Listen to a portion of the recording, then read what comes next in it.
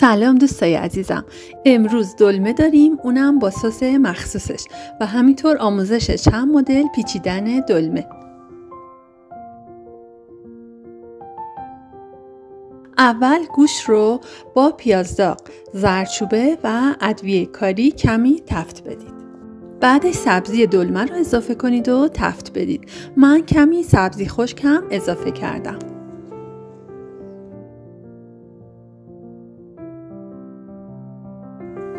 حالا لپه پخته به همراه کمی نمک به مواد اضافه کنید.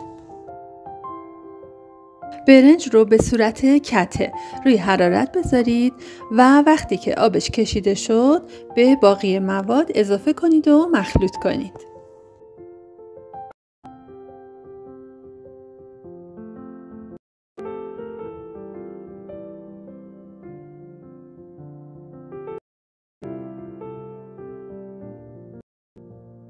برگ‌های دلمه رو از قبل بشورید و ساقه‌شون رو بگیرید.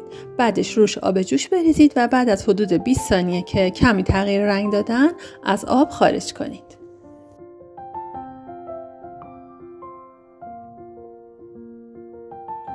بعدش دلمه ها رو مطابق فیلم بپیچید.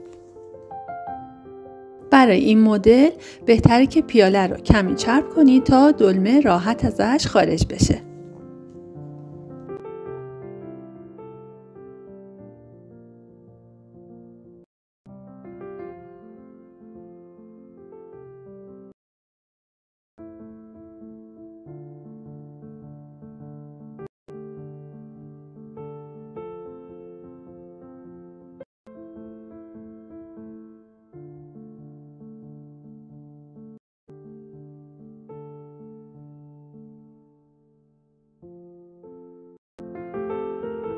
وقتی که همه دلمه ها رو پیچیدین داخل ظرف پخت بچینید و بعد میریم سراغ تهیه سس مخصوص دلمه.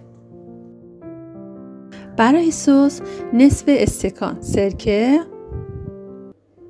2 قاشق غذاخوری شیره انگور و 2 فنجان آب به همراه کمی نمک رو با همدیگه مخلوط کنید. حالا روی دلمه ها یک کمی روغن بریزید. بعدش سسی که آماده کرده بودیم روش بریزید. بعدش روشون یه بشقاب بگذارید تا حین پخت دلمه ها باز نشن. وقتی که جوشید بگذارید با حرارت ملایم حدود 1 ساعت بپزه. خب اینم دلمه خوشمزه با طعم ملس و بهشتی. نوش جان و ممنون که تا پایان آموزش همراه هم بودین.